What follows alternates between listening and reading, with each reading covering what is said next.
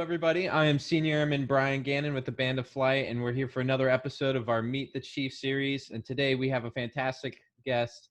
This is Chief Master Sergeant, now retired, Mark Burditt, and I'm really excited to get into this interview. This is special for me because as I grew up in Colorado and in Colorado Springs, I listened to the Air Force Academy Band and watched the Falconeers several times, and it was a big inspiration for me to become a musician and join the Air Force. And Chief Burditt was a crucial member of that ensemble. And also, when I was a freelancer in Denver before enlisting, I had many opportunities to freelance and play gigs alongside Chief Burditt, and I have very fond memories of those experiences. And those were a big proponent for helping me develop as a musician. So, Chief Burditt, thank you so much for being here. How are you doing? Yeah, I'm doing very well, thanks. It's Yeah, great to be. Yeah, thank you. And you recently retired. How does that feel? That feels interesting. Yeah, I don't recommend trying to retire from an overseas assignment, much less during a pandemic. But somehow it all worked out, and I got back home here. So it's No. going well. It's going well. That's great. I imagine it's a long time coming. 30 years, correct? 30 years, yeah. I was retired effective 1st of July. So I've only been at this for about a month and a half now. Wow. I imagine that must feel a little weird after 30 years. Well, it is, but we were doing what almost felt like practice for retirement, because I spent so much time doing the telecommuting thing, working at the desk. It made it a smoother transition, put it that way. That's good. That's good. And so now, and you're here on the video call, so the Zoom calls still keep on rolling. Oh yeah. It's all the same. Feel right at home. Great. If you don't mind just giving a little bit of background on you, and maybe of what you did prior to enlisting, and then just a little bit about your career and where you ended up. Yeah, sure. So I went to school up in Green Bay. Originally, I'm from the Milwaukee area, a suburb called West Dallas, Wisconsin. Okay. I ended up going to school up at University of Wisconsin, Green Bay. I had a really good jazz director up there that happened to come down and do a clinic at the high school that I was attending in West Dallas. And one thing led to another, and I ended up going up there. It was a small school, but there was a number of folks, very talented folks and very good educators up there. So it allowed me instantly to not just focus on one particular area, even though jazz trombone was always my biggest passion, but I got to play in a lot of ensembles right from the start. Which, as we'll talk about later, I think is really important. We all know, I'm assuming I'm talking mostly to fellow compadres in the Air Force Band program. Yes. You don't have the luxury of just focusing on one thing. You have to do a number of things quite well. And so that was a theme that very much resonated me because that's the way I was brought up going to school. That was the expectation. Mm-hmm. So that worked out very well. Went to college up there, ended up going to a, what did they call it? It was a exchange program where I literally paid my tuition at University of Wisconsin, Green Bay, and then drove out to University of Northern Colorado. And okay. There.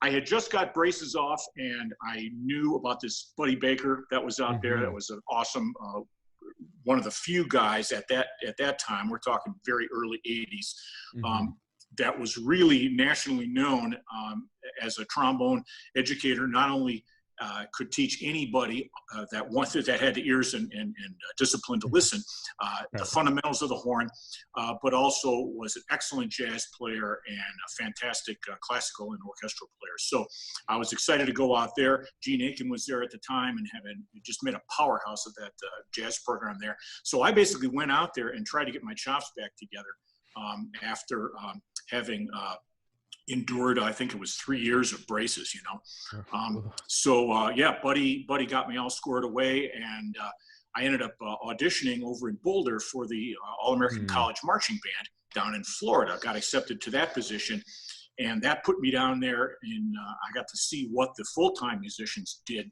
down there. Got kind of excited about that because even though about 50,000 other people graduating college around that time, I thought I Right. wanted to lead a jazz program at a college. What I really wanted to do is play for a living. Right.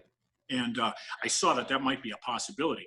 I ended up going back down to Disney again the next summer as the assistant director of the unit, which was really a student position, and that put me down there at the time that they were re-auditioning World Band, which was the resident staff band in the Magic Kingdom. So I went through a series of 3 auditions and ended up getting selected for a position down there, which was just super exciting. I played in that group for 2 years, and then I got a chance to move over to Epcot Center and play with a bunch of guys from LA that had been brought out to open Epcot Center called Future World Brass. A lot of folks know of Future Core. They were the guys in blue. We were the good guys in white. We alternated sets. We played on the half hour. They played on the hour.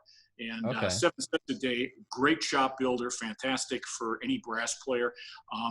Not a lot of variety, but I totally got into just being really enjoying the consistency and getting to know charts inside and out, which of course you will do when the book's only about 30 deep and you do it for 6 years, right? But it was an awesome experience. So that's what I did prior to the Air Force. I had a chance to hear the Airmen a Note and also the Falconeers from the Academy Band play on the very same stage in Epcot Center, and loved both bands. Had a friend that I had been a roommate with that was in the Air Force Academy Band, Falconeers, and so found out there was going to be an opening coming up. Hired some studio time, put a recording together. One thing led to another, and eventually I was able to get in on that and get hired.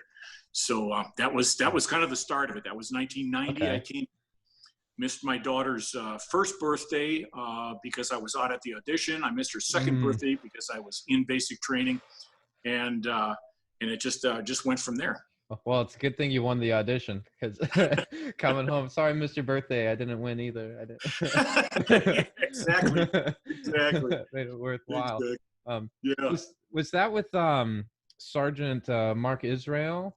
Absolutely. Buddy? Yeah, I studied with Sandra Bell out there in Colorado, and I still get to see him from time to time. So yeah, that's right. Yeah, he wonderful. and I roomed together in college, and as will happen when I got hired on at Disney, we kind of lost track of each other, and he gave me a call, I think just prior to their playing at the stage. I forget the name of the stage, but it's on the Americana Pavilion, around the Big Lagoon. And they have a real nice sound stage there that the Kids of the Kingdom used to do shows on, and then they would have guest groups come in and play there as well. And so that was a stage I got to hear the Note and the Falconeers both on. I've got a real love for Colorado. I love the mountains. My wife's from Colorado. And we'd always, in the back of our mind, kind of daydreamed about, hey, wouldn't it be, boy, if only there was a professional music opportunity in Colorado. Well, sure, I found there was, and it ended up working out that way. So. Fantastic.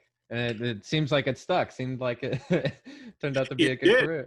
It did for 21 years. So I'm just gonna, we can go back and catch anything you want to in between, but. Right.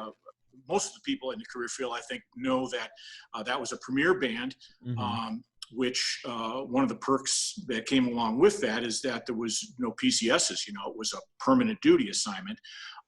Didn't have the same rank structure that folks now think of it. When I came in, you were on a probationary period. You were promoted to staff sergeant at a year, which is still a big deal. That's still an amazing perk, but it wasn't the tech sergeant. Most people don't know that. That didn't change until later on. I think mid '90s, I believe, is when that changed. Was enacted. So I did nearly 21 years in the Academy Band, and then the band was depremiered. And two of my buddies that were E8s at the time put in for retirement, and I was the one that was going to get picked off first. I found out where all the bands were. I kind of already knew. I had done some subbing and had been deployed with groups. I had met most I had met somebody in most of the other bands, put it that way, but I didn't know a lot of folks because I was a premier band guy touring the country just with that small group of people. Right. So I got a chance to meet some other people and find out a little bit more about the different bands. I got to tell you, I'm wearing the shirt here, so I'm very proud of the time I spent, particularly there. It was only 2.5 years, sadly, but that's where I really learned firsthand what the regional bands were up to. I had met guys, we had fantastic players. I knew there were awesome players throughout the career field, and we had a number of them audition for and get hired into the Academy band while I was there. But aside from doing a couple of manning assists, one with the Band of Flight, in fact, back when Major Mensch was there. Okay. As commander. But that gave me an opportunity to find out a little bit more about the bands. I jokingly came home, well, only semi-jokingly, came home and had a list of all the regional bands and what cities they were located in.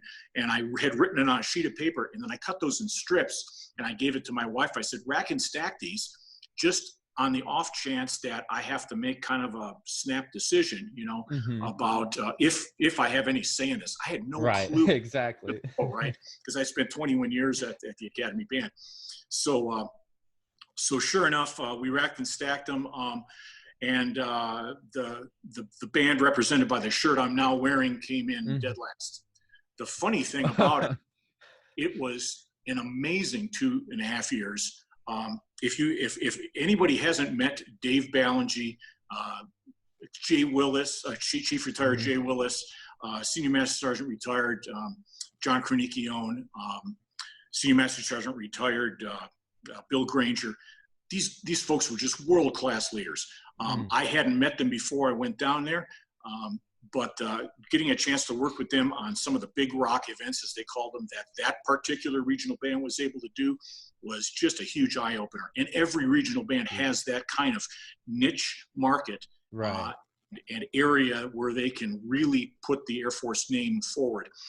And that's where I got a chance to learn that and do some of those events before, sadly, the band was decommissioned. right. But yeah, that's kind of how that went. And then I came back for a short period of time, for about I think it was about 19, 20 months, back to the Academy, because they just had I was in overage at that particular time. I had been picked up for chief while I was down at Robbins, and then got bumped out of there by Chief Select Gail Tucker, and that made me an overage. And then I had to choose. I had two choices. I could put in for either Ramstein or Hickam. Boy, talk about a sob story, right? Right. So I just feel rough like, life. yeah, I couldn't have had a more interesting, more fulfilling, in my view, a more blessed career. It really was fun, and it went by so fast. I know when you say 30 years, it's like, what are you talking about, man? 30 years is a long time. It really wasn't. Man. It really wasn't. Absolutely. Yeah, I'm coming up on my first re-enlistment, and I feel like, it's just yesterday I took the audition. Yeah. Right.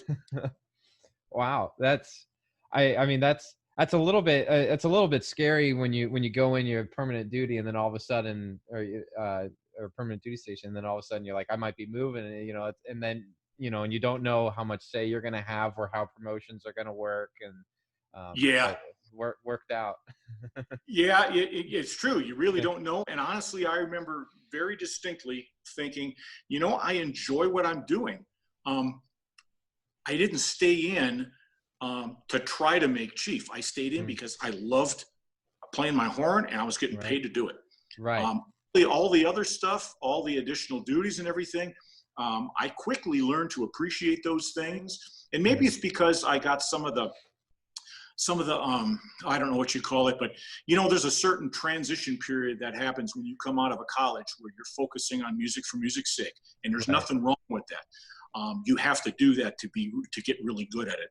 But then there's a point in time where you kind of realize that this art that we are involved in has emotional, and later on you find out diplomatic Absolutely. and cultural impacts that are way more important to the Air Force than the actual tune you're playing itself. Unless, of course, the general has a particular rock song that he likes, or he Exactly. knows the guitar wants to sit in with you. But then that still becomes a very important thing, right? Right. So yeah, I just learned to appreciate that along the way. But I got some of that out of my system working for Disney too. So I was already kind of realizing that I wasn't going to be less of a musician if I also understood and practiced the importance of these collateral duty things and understanding how leadership thinks about music, and then learning how to kind of articulate that and try to look through the glasses that leadership is, and then be able to propose, hey, we could do this with the band. You young guys are all doing this now naturally. But it wasn't always an easy thing, and it wasn't necessarily a real easy thing when I came in, because when I first came in, I actually didn't have to take a collateral duty for about the first year. There was enough people there. I mean, that band at the Academy Band was, I think, 75 was the manning at the time. Wow. Okay. So if you were a first termer, you didn't necessarily have to take an additional duty. But I did. I jumped in and did that. I also, I worked, matter of fact, this will be dating myself.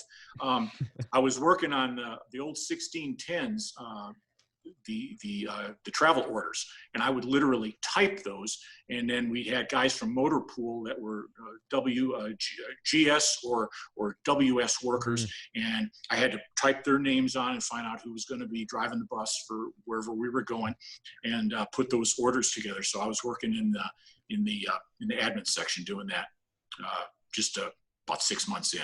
Okay. Wow. Yeah.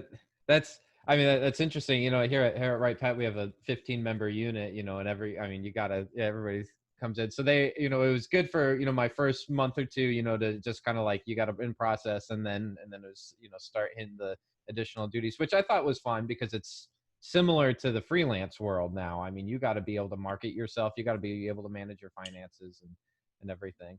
And also, yeah. And to your point about what music does, and this exact same thing happened to me, and I'm excited to see as I PCS elsewhere to see how my perspective grows even further. But I love playing my instrument, and I love the Air Force. I watched the Academy Band, so I got this job. And like, this is great. I get to play all the time with really good musicians. I'm gonna just grow as a musician. It's gonna be really good. And then I got in here, and I realized the much greater impact that the job has and why we actually have bands. It wasn't just to be like, oh, you sound so good, slap a uniform on and go play for the public, but really making a connection, and then overseas diplomatically, and then here, getting to talk to the veterans after the shows and really understanding the connection that we're making.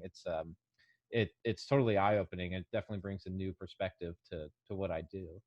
Yeah, for sure. Yeah, absolutely. So so while you were in Germany, I haven't gotten to do an overseas assignment yet. What is that like? What is that role over there like, and how do the bands play into everything over there? Well, I've deployed 3 times, and I tend to think of it as a semi-deployed environment. It's got an expeditionary feel. We have to go with fairly lean equipment packs, when we're going somewhere. A lot of rental equipment takes place. We're renting backline and stuff like that for some of the things that we do, or shipping gear. The fact that we are working in such a varied environment. I mean, it literally is 104 countries. Now, the command doesn't have equal emphasis, obviously, on those 104 countries, right. But strategically, at least 2/3 of those countries are places that are somewhere on a radar that's important enough to influence, or they've got, basing issues or flyover issues, or some stabilizing that they're interested in helping with, if possible. And the band, as you know, is an amazing icebreaker for any of that kind of stuff. So a lot of what I was able to experience during deployment comes in really handy with this job here. And vice versa. Folks that have come over that have never had a chance to deploy, they're really getting a good taste of what it's like in the deployed environment by having by having that a position over there in USAFE band. And from what I've heard in talking to both my most recent commander, Lieutenant Colonel Morarutia, who was the commander over at PACAF prior to coming to USAFE, and folks that have been stationed at PACAF, there's a lot of similarities there. Obviously, different AOR, some different dynamics, but the fact is that you're able to be an international ambassador anytime you walk out of the gate. In fact, while you're on base, you still got to be an international ambassador, obviously. Right. And the fact that you can be utilized in such varied mission sets, from troop morale, 1 minute where you're playing, bringing a taste of home to American troops, of any stripe, of any service. And then also next minute you can be going out and playing for, in our case, Belarus, Bosnia, playing for the embassy in Jerusalem, the new U.S. embassy there. Just a wide variety of things, all different dynamics. So if you're interested in, geopolitics and culture, you can get your full fill of it there. And the more you know about those things, of course, that's very helpful as well. Absolutely. Okay, yeah, I might have to put that on my dream sheet. You should. Everybody should. Everybody should. Yeah, there's nothing to be scared of. It's fast paced, but every band is fast paced nowadays. You guys are running around like crazy, 15 people doing, and it's a squadron. It's treated like a squadron. So you still have to have, all the collateral duties have to have a reason. They all have a purpose. Somebody's got to be responsible. So, your compadres are going, yeah, of course, we know that. Well, some of the bandsmen don't know that if they're in 60-piece bands, but you guys are neck deep in it. And it's to your credit to be able to pull that off and pull it off well, because that allows you the time when you do get behind the horn to put that aside and just think in terms of being a world-class musician, which you are, and which is the reason you joined, right? Absolutely. So the two have the symbiotic relationship. And again, I'm probably preaching to the choir. Most people know that, but sometimes, it's not the worst thing to acknowledge that when you come right out of college, there is a little bit of a hiccup there sometimes, realizing, oh, wait a minute, I thought I was just going to be playing because we only talked about, playing this excerpt and playing these scales and demonstrating this mastery of literature and style and all this stuff. And it was all about that. And then you come in and it's, oh, wait, we got these other things we have to do. But doing those other things well allows you time to focus on being a really great musician. So exactly. That's my pep talk. Yeah, that's good. And with Right Pat, we're really fortunate. Chief Herb is a great leader, and then also we got Mr. Greg Sell, a retired Master Sergeant. He's our director of ops, and I don't know how he manages to keep everything together, but he makes everything way easier. Oh yeah. It's a good time. That changes everything. Yeah, they're both fantastic leaders. Yeah, I know her quite well. We played together for a bit in the jazz band. He subbed on a few occasions in the Falconeers when he was out working at the academy. And I'm sure you've already interviewed him, and he's told you how important it is to, get outside of your immediate comfort zone and put yourself in a position where you have to do something that maybe you're not used to doing. And you'll quickly find that you have a lot more to offer being a bandsman than you realize. When you look back at, the Air Force history, these AFSCs kind of came from the old Army Alpha system, right? Right. And so my theory is that, the whole Air Force thinks that they're not in the real Air Force because everyone's kind of a specialist to some degree. And in my view, that's the most valuable thing about going to PME is getting a chance to sit next to folks and get somebody else's perspective and realize that they think that they're just as isolated and not part of the real Air Force as band guys do. Right. We all have a contribution to make. And then you also make friends and folks that can help you out when you get in a situation where, as you rise in rank and you're trying to solve a problem for the unit, you can call somebody over in finance or in contracting that you may have met somewhere else. So yeah, it's all good stuff. Yeah, that's good advice. Okay. in terms of playing, what are some of your favorite career highlights? Either members that you played with, recordings you made, places that you've performed at. Oh wow! I didn't think that through ahead of time, so it's really going to be seat of the pants. Yeah. One thing that comes to mind, in fact, I just saw him about an hour ago. Was Chief Master Sergeant retired Chris Walters. I'm buying a set of golf clubs from him because I'm finally going to get serious about trying to pick up some golf. You're really And retired. Yeah, he's a monster lead trumpet player. If you know anything about the history of the Falconaires, he was leading the group. Well, it was Chief Dave Harden on drums when I first got there, and I think after a couple years, Chief Chris Walters took over the band, and he led the band for, gosh, I want to say at least 6 or 7 years while I was in it. Fantastic lead trumpet player, fantastic musician, great leader, and while he was leading the band, we had a chance to play with Diane Scher. Diane Scher did a number of recordings with the Basie band, so we were playing those particular charts. That's one thing that sticks out in my mind, was doing concerts with her. And we did that a couple times, one at Arnold Hall on the Academy grounds, and then again, we played with her, I want to say it was at IAJE, maybe around 2004 or 5 range, something like that. But wow, just to be around somebody that sings like that was just incredible. Gosh, I'm going to go all over the map here. I had mentioned Bosnia. I got a chance to sub. So I always teased our J shreds in the building. We got four real trombone players, and then there's me, who's always looking to pick up. Or told, oh, are you sure you can go on the road? I can go for you. So I did. I swear I didn't make it work out this way, but our guys got popped for NCO Academy or ALS. So it's like, oh, Chief, can you go on the road? Oh, yes, sir. Yeah. I guess if I have to, Oh, you mean I can't stay behind the desk? So I'd go out whenever I could. Right. I'd play all the marching band stuff that I could. I didn't do every single one because obviously, seriously, I mean, I could have been a very bad manager by trying to play too much, right? Right, absolutely. I did try to play as much as I could because I think that that's really important. You can't lead a bunch of folks that you can't hang with. Right. So I did get a chance to go to a number of places. Bosnia was very, very interesting. That's a pretty recent war zone, and the people were just absolutely great, beautiful people to play for. We were in a very interesting situation. I went out with a fairly small group that we have that Wings of Dixie, they're called, but they play a number of different styles.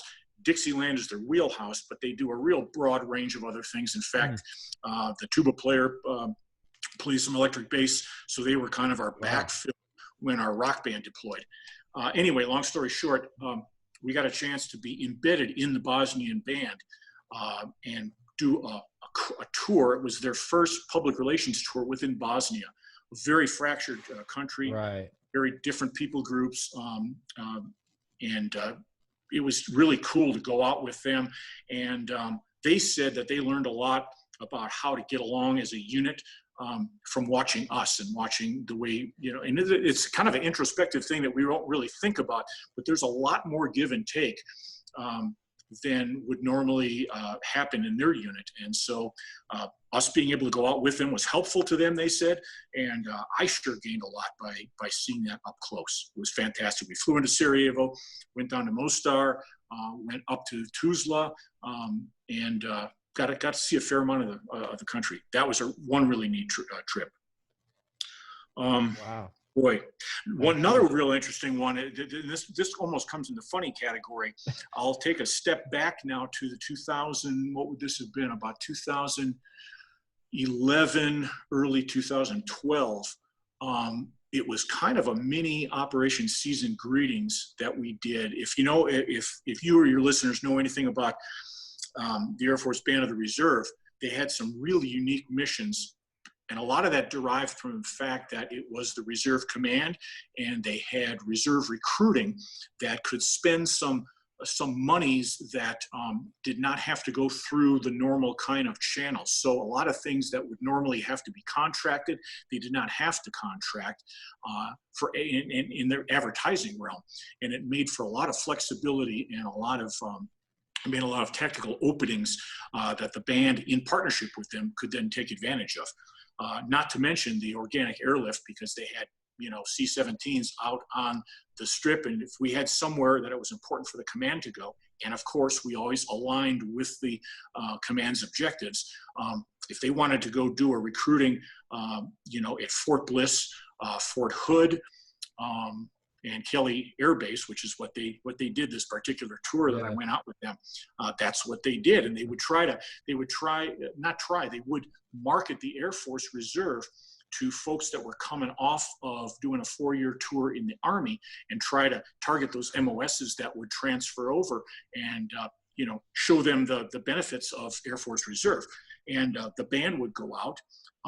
Mr. Ballingy was and Chief Retired Jay Willis were absolute geniuses at working and finding guest artists who were either on their way up and hadn't outpriced what the government could offer because they hadn't quite made it to the top, but they were looking to get their name out there even more, or they had already hit and were starting to, they had already crested and were maybe not quite in the public eye to the same degree they had been, and patriotic to the heart, and wanted to come out and do some things. So we got Jay Leno out there, was actually running Spotlight for part of that show. Really interesting. We'd go out with a lighting rig. We're talking like 6 genie lifts, 16, 17 pallets of gear. I think incredible. Oh, goodness. I mean, it really had a huge production value to it, and it really showed. I mean, it really put the Air Force in great lights. Every band does, but this one particular, because of the way it had the organic airlift to be able to do the logistical support and take the stuff on the road, they would contract out backline sometimes. A lot of the gear we took with us, all the lighting, and hired a pretty good tech crew to help with that. So that was a really interesting one. The funny part of it is, I mentioned Fort Hood. I think that's where we ended up the tour, if I'm remembering correctly. And for some reason, I think it was a bit of a test for me. Mr. Ballingy and Chief Willis and Chief Retired Yates, who was training with the unit to kind of take over for the position Mr. Ballingy had. They showed up at the first location, which was McCord, actually, we flew into. And then they said, well, Senior Master Sergeant Burditt, you got it from here. We're going to go take off. We're going to go to the next location. So it felt like, the weight of the world on me. The fact was, Master Sergeant Bill Granger and the rest of the team really knew what they were doing, but nonetheless, the heat was on, the pressure was on. Here's the new premier band guy that's going to figure this out on the go. Well, fast forward, everything was going great. Fast forward a few nights, we were at Fort Hood finishing up this blitz tour of these Army bases, and for some reason we got some wires crossed, and the forklift operators from the Army didn't know what time they were supposed to come back. No. They thought to do it the next morning. Well, we're standing around. At that time, Technical Sergeant Heather Kirshner, who was doing operations for it, Master Sergeant Bill Granger, and myself, Senior Master Sergeant Burditt, are standing around after about probably a 22-hour day at about 3 o'clock in the morning, trying to have conversations and plan logistically how we were going to work this situation out. We've got pallets and pallets of gear. We're building the pallets, and we're all so tired because we already just did the show. I mean, the guys played. I was doing a bunch of operations for it, and we'd stop and we'd forget what we were saying in mid-sentence. We'd have to start over again. It's the kind of thing that unless you've been deployed and you've gone without sleep and been trying to function in that environment, you can't appreciate the humor in it. But if you do, you get what I'm saying. but it's, you know, it's that kind of level of trust that we build. We build that as musicians when we're sitting on stage, right? But Right. then that stuff bleeds over and really informs all the other work that we get to do. Sometimes under some pretty good pressure. So Right. that was kind of a humorous one. I kind of chuckled Oh. when I think back on that.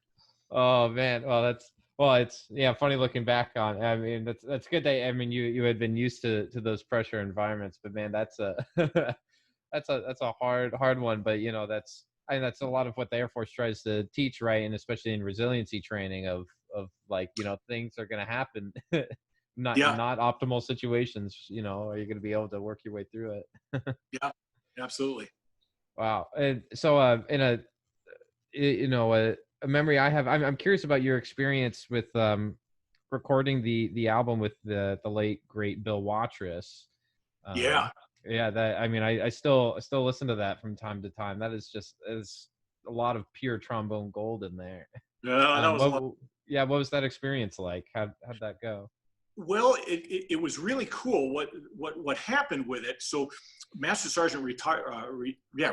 Ryan Mhm. Haynes really was. I don't remember if he was. He was basically the music director of that thing. Mhm. He wrote a bunch of the charts, as you know, Mhm. and did a fantastic job of it. He got a hold of Bill Watrous. I was trying to get a hold of and talk to Carl Fontana to see if he could be involved in it Mm. too. We were really going to make it a pretty much of a trombone blowout. Um, Right. Carl was I think sick at that time and was not able to participate. Ryan Haynes actually went out and visited and spent time in the studio with Bill. So Bill recorded his part, not in the studio with us, but did that separately. Uh, Okay. and as I remember correctly, I think the idea was to also have him play um, Ipanema. But I don't remember why it didn't work out. But I found out before too long that I was going to be playing Ipanema, which is really cool because that's like one of my favorite tunes of all time. I just love Joe Beam. Mhm. I love the bossa feel. I love the chord changes and everything. So that was a real treat. But yeah, that was a really fun album to make.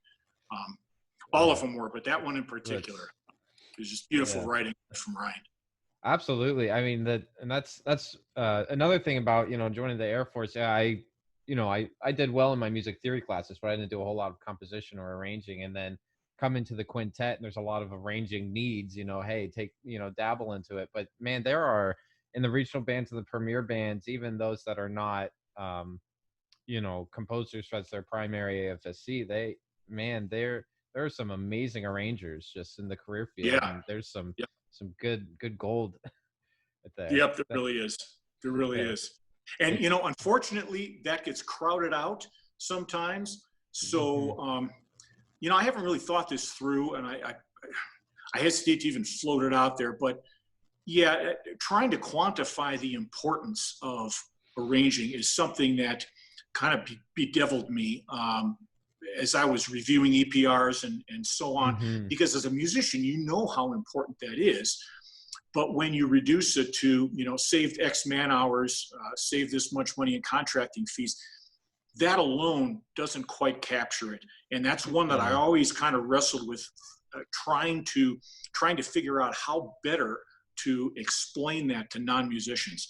That Right. that that ability is unbelievable, as you say. Especially when you can tailor the product to the people that you're performing with. I mean, Exactly. you're right. That's just gold. So for all those folks that are out there that feel like they're up to their eyeballs in collateral duties and can barely keep their chops, together and are trying to play, do what you can. If that's important to you, do what you can to keep your arranging and to continue to grow in that realm too. Mhm. And I know every manager that I know in the career field knows and values that, and that's just a great asset in the career field that we have right now. Absolutely. I love any of the Air Force recordings that I go out there and I listen to and I just check, and so many of them are arranged or composed by Air Force. It also Yeah, helps, if you can avoid some copyright issues by just doing your own work. You know, that Yeah, yeah, makes yeah. things flow We are easier. sure learning a lesson recently about that. Yeah. Mm-hmm.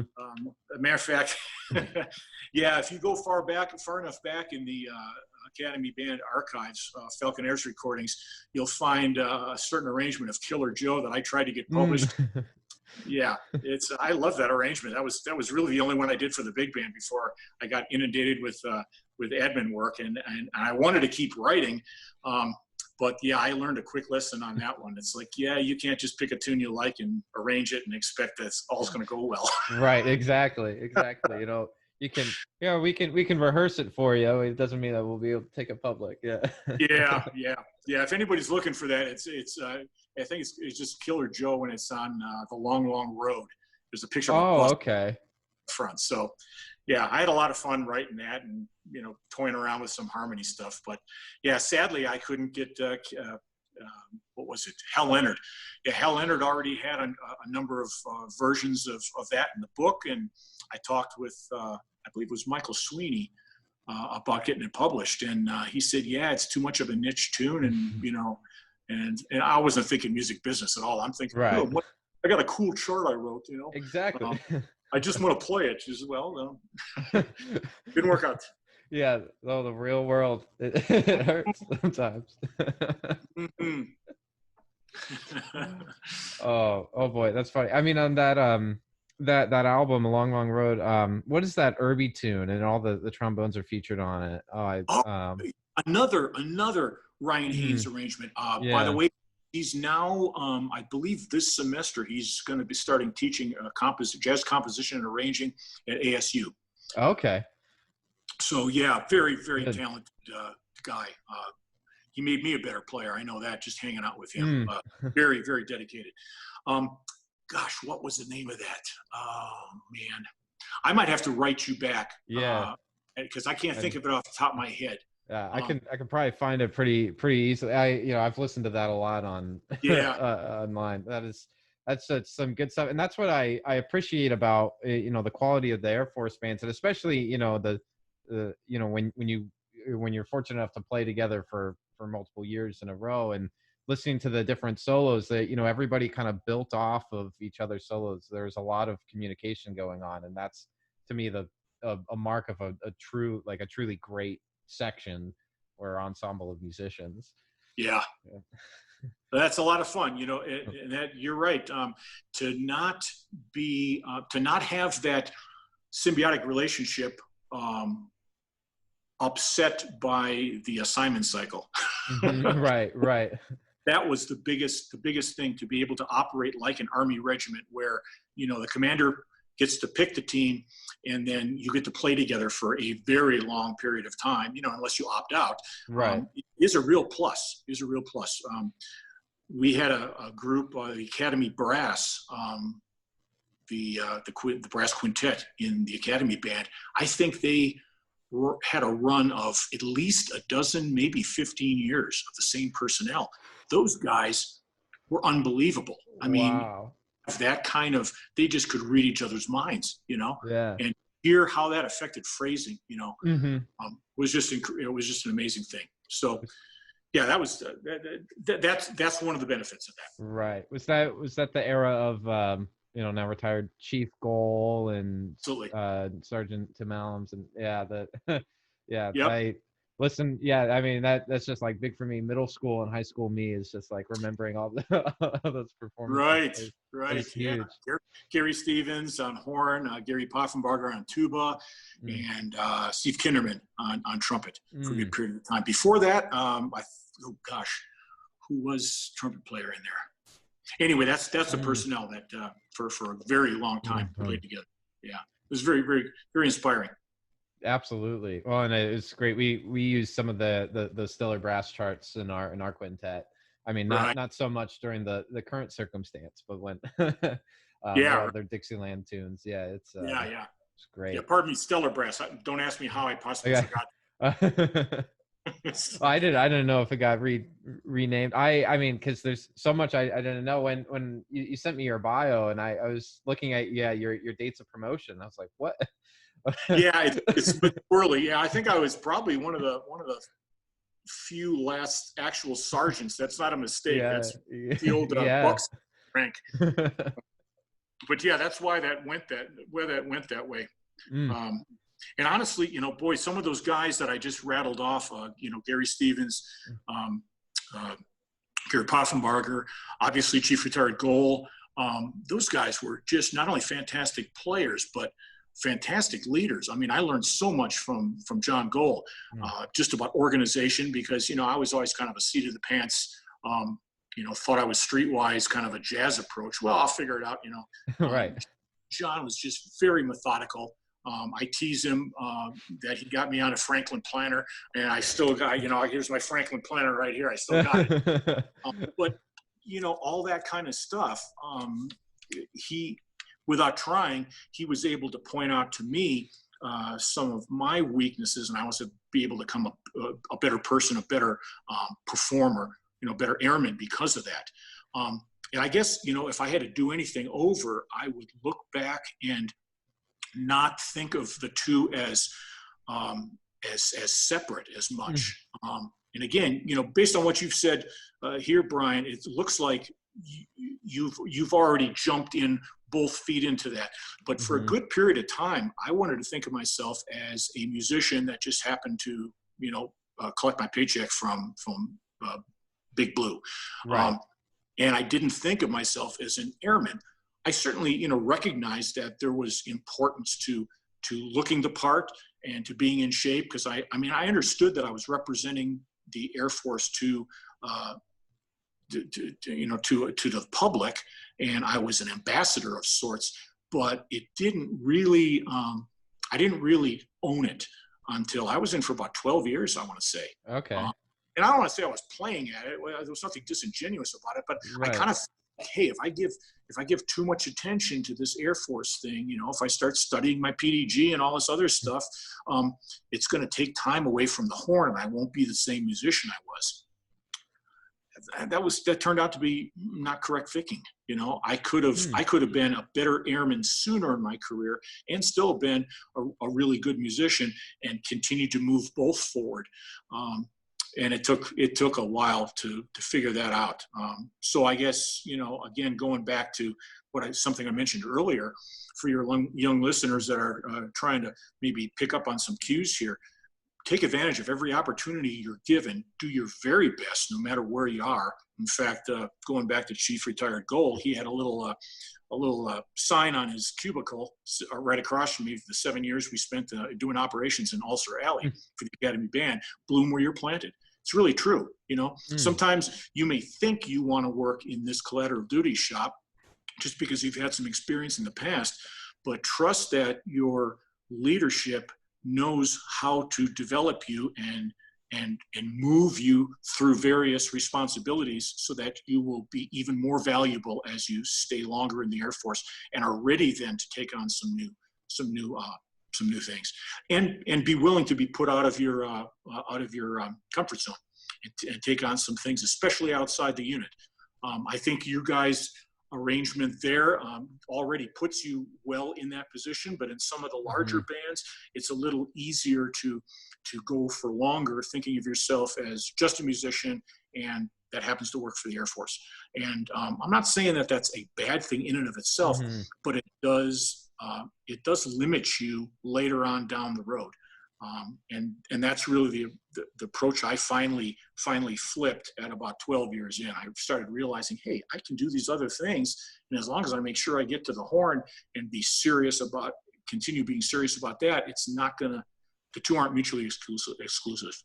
Right. Yeah, I was actually going to ask you how, because I mean, even even while you were in Germany, and people didn't know that I was from Colorado, but I had heard high regards of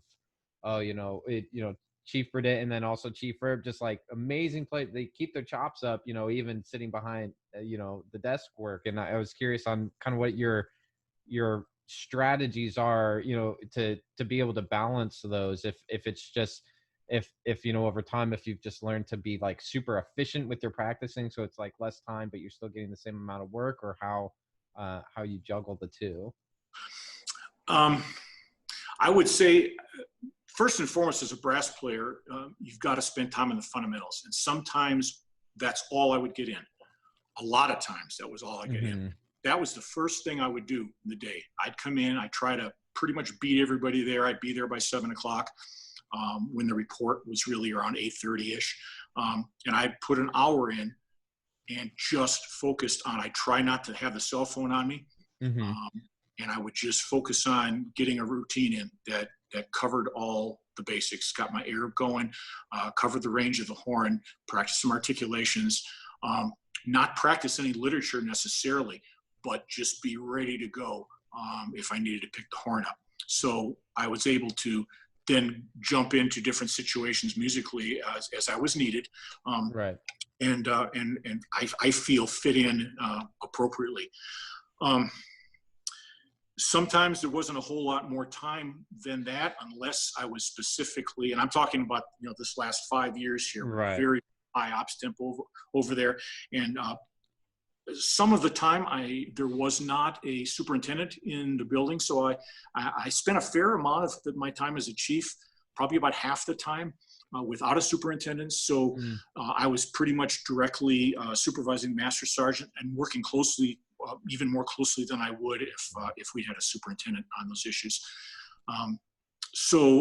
Yeah, a lot of things to get pulled in a lot of different directions, but I had to make that a priority.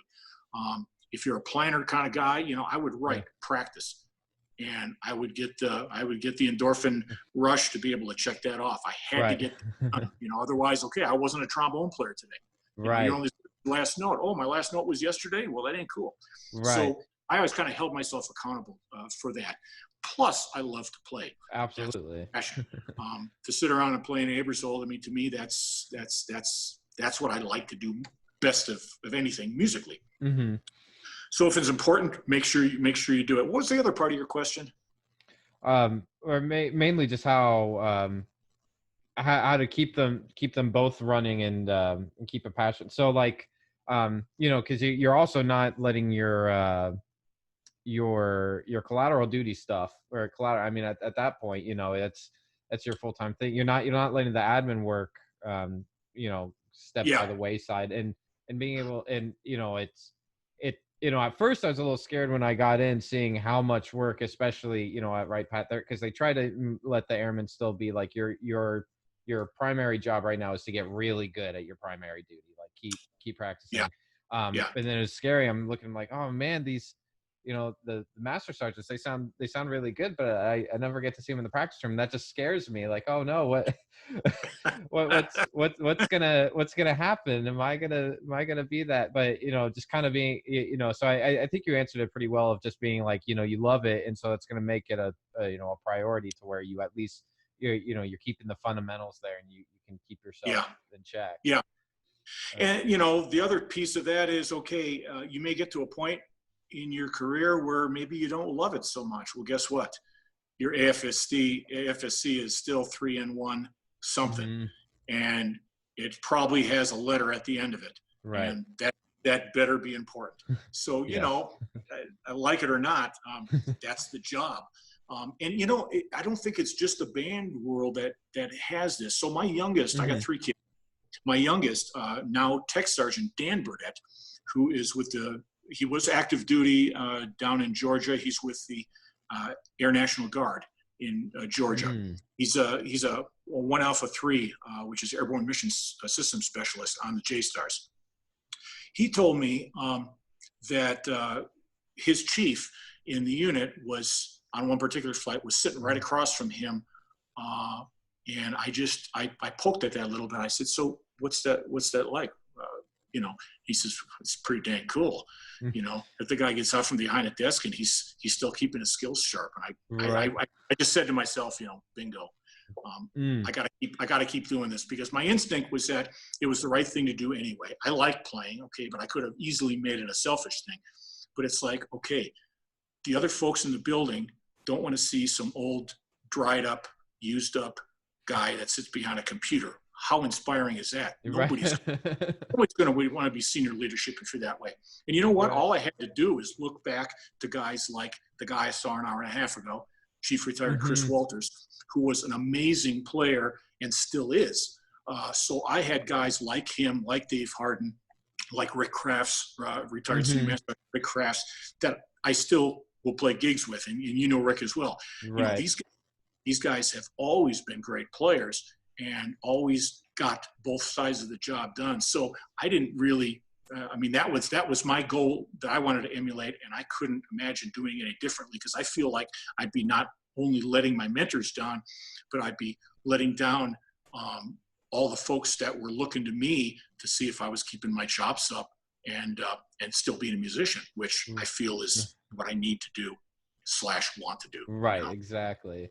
Well, and So, but the downside is sometimes, you know, you're burning the candle at three ends to do it. I mean, right.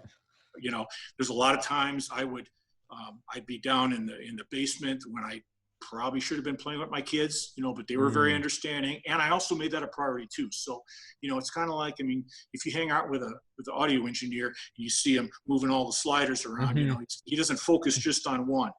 Right. I'm not a sound man to be talking like this. Analogy, it's not perfect, but you Right. get my drift. You know, you can't, you've got to pay attention to a bunch of different things. They are all important, but they can't all be important at the same time. So a little bit of compartmentalization goes a long way, and to just make whatever you're working on at the moment are really super important, and focus on it, do it very well, and then move on to the next thing, and then keep switching as you need to get it all done. And that includes, you know, supervision, leadership, writing packages. That stuff's all important.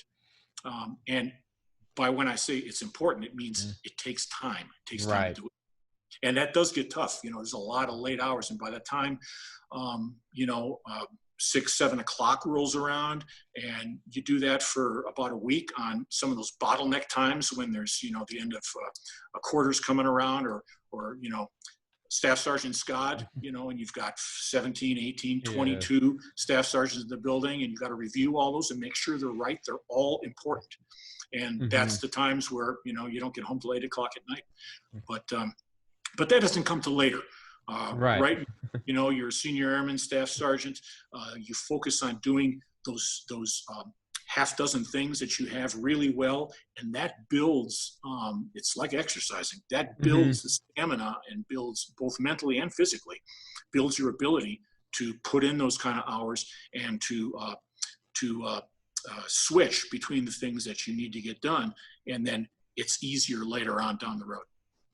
Absolutely. Yeah. Just kind of, putting in that foundation. So then when, you know, I imagine it helps with the long hours too, because you've had all that experience. So things are more efficient. You can get things done with a better eye.